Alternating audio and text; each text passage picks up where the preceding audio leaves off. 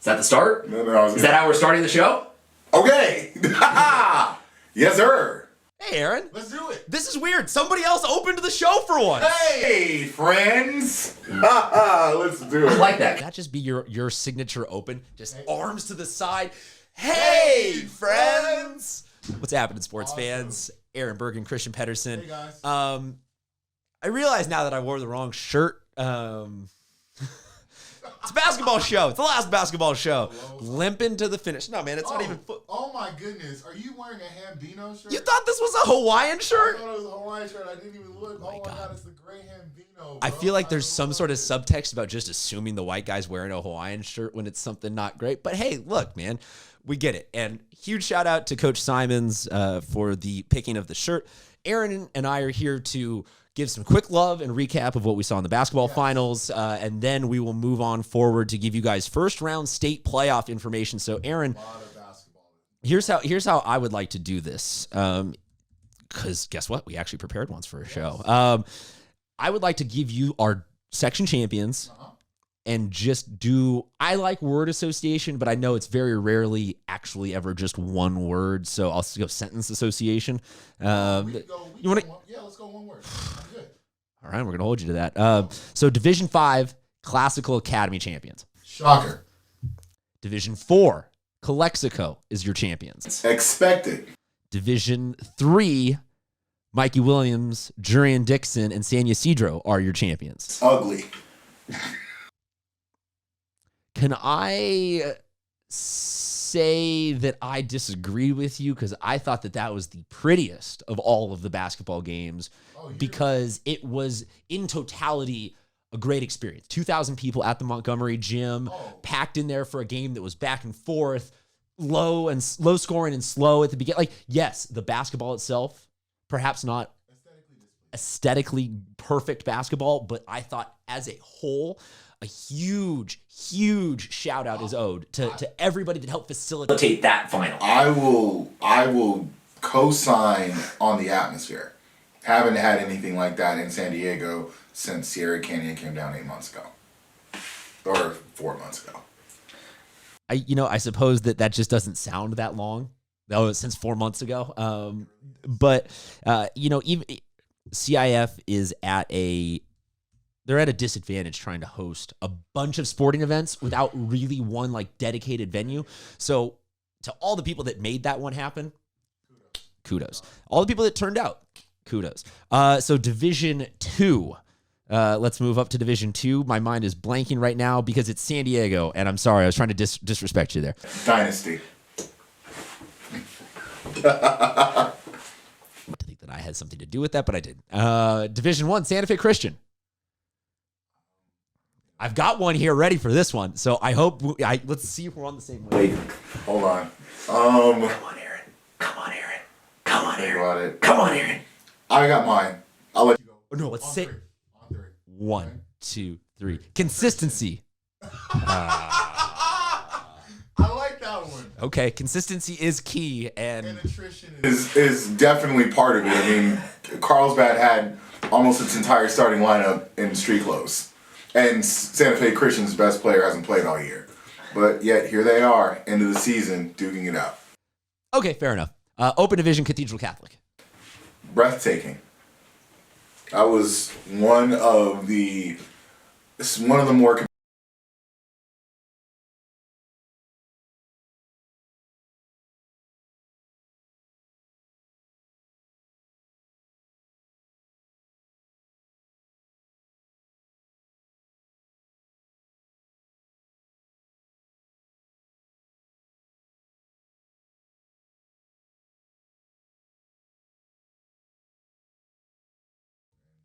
Which we would like to publicly say, we don't know, so we don't care to spread any information or context about anything that happened. We are thankful he is alive. Over the 5 years that I have done this job, there have been kids that haven't walked away. There have been, the Burton family had to bury his son coming back from a football banquet at Granite Hills a few years ago. There have, so to heck with, to anybody that has anything to say about what happened, just be grateful that we have not lost another member of this sports community. That's it. That's the end of the conversation. There's nothing else to be said. Just send prayers and be thankful that we're not saying prayers for the family without him. That's it. We're moving on.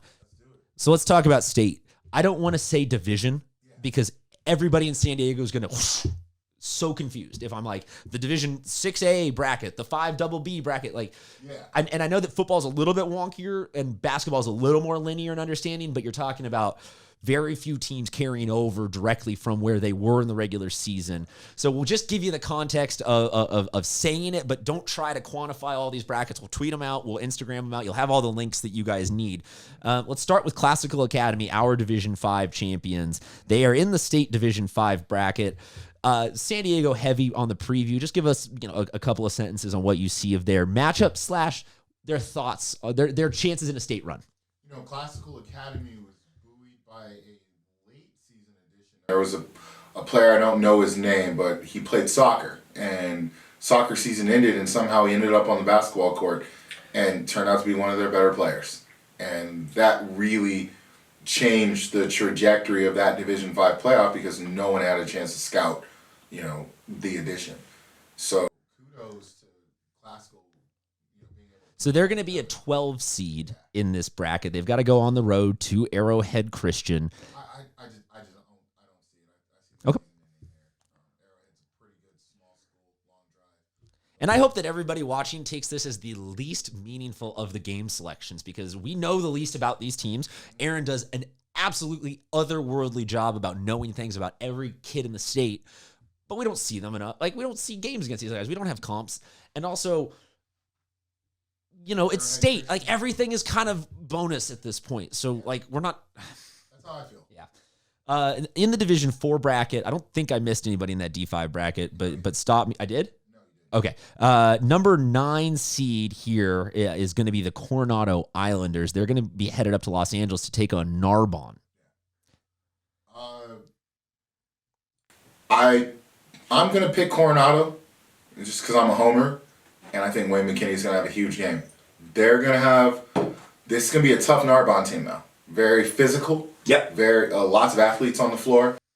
They're almost the Cathedral Catholic of Los Angeles, like inner city area. Like, they're just a big school that attracts a lot of athletes, regardless of what sport they are specific. I mean, they're predominantly a football school, but they just attract athletes. Anything else on that one, or can I move on? We've got one hosted here in San Diego. It's going to be University City playing host to Calexico. Yeah, weird. What's up, yo? That's kind of cool. That's cool. And what's going to be fun about that is Calexico will bring its entire city out, as we saw Division 4 championships. That's, does it neutralize UC's normally very stout home court advantage? I don't think so. This is one of those matchups where you've got a team that is a Division 2 team in San Diego that falls all the way into D4 and faces a Division 4 team. So I'm going to put it on the poll. Do you think that Frankie will walk away from this game as the mayor of Calexico? If they are bringing the whole team, I mean, could one Yam potentially, if he puts a guy in a poster, will he walk away as the mayor of Calexico? He may not be playing. Really? Yeah. Well, then let's skip that question on the poll. Number 7, San Ysidro. They will play host to View Park. San Ysidro are Division 3 champions. So, hypothetically, way down the line, there is another San Ysidro Coronado matchup available in this playoff bracket, which you got to think that how that last one ended. They'd love a shot at each other again. But San Ysidro, man, all jokes aside, Caitlin Rains, Juria Dixon, Mikey Williams, they're all great basketball players, but I will just end you on this note. Juria Dixon led them in scoring. Leave. Mic drop. I need to switch the battery. Yeah. You know what? I actually like how the bracket, plays out for San Ysidro. I think they get by View Park. I think it'll be a competitive game. View Park, another city school that, a lot of athletes, they've been there before, but San Ysidro's home environment and, kind of the contingent that's there makes it a very intimidating place to play for kids, especially, kids that aren't used to, having camera boards and, huge crowds of fans. So I see San Ysidro getting by this game. I also, kind of foreshadowing, I can see them moving into the regional semis, I would like to point out also in this bracket, there's too many Lincolns and Hoovers. Other schools that are named the same as our schools, get the heck out of here, man. Stop pinching our style. My wife was looking at the bracket. She's like, why is there a St. Francis on the other side? I'm like, oh, that's Mountain View St. Francis. They've got one too in Northern California. I'm like, dude, just come on, get a new name, man. Exactly. We own it. We own it. Let's move to the Division III bracket.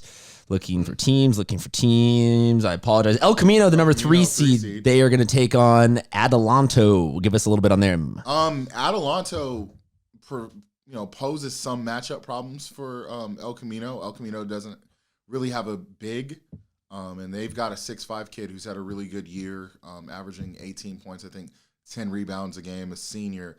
But I'm going to pick El Camino here. Tyson Robinson's had an excellent season, but Chiave Love's defense on the interior is going to be the key to that game. San Marcos will take on Providence. That is our San Marcos, correct? That is our All right, just wanted to make sure here. Wading into a little bit of a minefield. So that is one game removed on the bracket from being an El Camino San Marcos matchup. So San Marcos, the number 6, will they advance? I'm going to pick Providence in this one. Okay. Fair enough. It's a tough matchup. Tough matchup. I mean, to be honest with you, both San Marcos and San Diego got, really tough first round matchups. Very tough. Let's speak of San Diego because they are, again, this is apparently the one corner of all of the brackets where CIF State decided to sweep a broom and just brush all the San Diego teams. San Diego, the number 7 seed, hosts Price. I'm going to pick San Diego in this one. Hell yeah, man. Do it. But it won't be easy. This is a Price team that beat Renaissance Academy in league. And Renaissance Academy is the Division 4 champions that were so good they were moved up to Division 1 for state. Fair enough. Yeah, very, very interesting. So Price beat them. Price has a very athletic squad. A couple of guys that I know off of the top of my head. Joshua Lee, a transfer from Bishop Montgomery. He's had a really good year. Christian Williams, I believe his last name is. He's a transfer from St. Anthony's who was going to have a decent role with St. Anthony's. And then Yasani Humphrey, a guard who transferred from East Side High School in North Hollywood, and then Trey Nelson, their senior guard. They've got a very talented front. First 5, they're not very deep, but it'll be interesting to see if San Diego, if Tyler Castillo can kind of repeat the magic of the game that he had against UC. We're going to move up to the Division II state bracket. Now, once again, Christian Pedersen joined by Full-Time Hoops 1 at Full-Time Hoops 1 for all the actual info on this. We're kind of giving you guys the cliff notes here. This is the free preview version. Number 16 seed is Carlbad. By the way, this is if Division 3 was where they slid Yeah, up, I realized that was a false statement right after I made Division 2 is just like, this is the San Diego section open division all over again. This is insane. So Carlsbad is the 16 seed. They take on St. Francis. Poway is the 8 seed. They take on your alma mater, which you have kept very low key in a lot of the basketball state playoff games. Birmingham. Wild, and then Santa Fe Christian takes on Hesperia. So those 3 teams, Carlsbad, Poway, SFC, give us your thoughts on all their chances. Carlsbad actually could beat St. Francis, but they're probably not. I'm going to pick St. Francis in that one. I know picking against my alma mater won't be popular with the head coach, who's my former teammate, but I'm going to pick Poway springing the upset. Aaron, can we add a Birmingham Burgin jersey to this wall? Number 43. Do you have it? Like, do you have access to produce one of those that we can have in the background at a show someday? From 20 years ago, man. I'll have to check, man. I'm going to pick Poway in this one. I think their size is going to give Birmingham's athletes trouble. And then the final one, Hesperia versus Santa Fe Christian. I'm going to pick Santa Fe Christian in the 4-13 upset. Dig it. And this is where Aaron was just absolutely clowning my assessment of the other bracket. Was one corner down. We have Foothills Christian, Mater Dei Catholic, and Francis Parker. So yeah, 7 San Diego teams in the Division II state bracket. So Foothills Christian, Mater Dei Catholic, Francis Parker, 4 San Diego teams in this corner of the D2 bracket. Your thoughts? All right, well, Foothills got a tough one to start. Salesian is they were the Division IIA champions in the southern section, and they're one of the, one of my biggest pet peeves of covering sports is when teams like keep their rosters off of max preps. So you walk in, okay, Salesian, wow, there's a big 6'8" kid. Whoa, where did this kid come from? Foothills doesn't have one of those, so that's going to give them a little trouble, but I see Foothills getting that home win. Christian has to go up to Eastville Roosevelt. This is a winnable game for Christian. If